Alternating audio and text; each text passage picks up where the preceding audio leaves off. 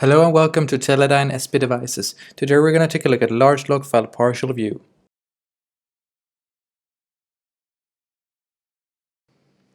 A large file consisting of almost 95,000 lines is being opened.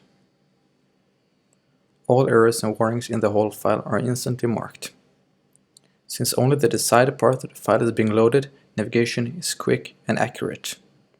Because the annotation marks out the errors and warnings location in the file, users can instantly spot problems even if the whole file is not being loaded.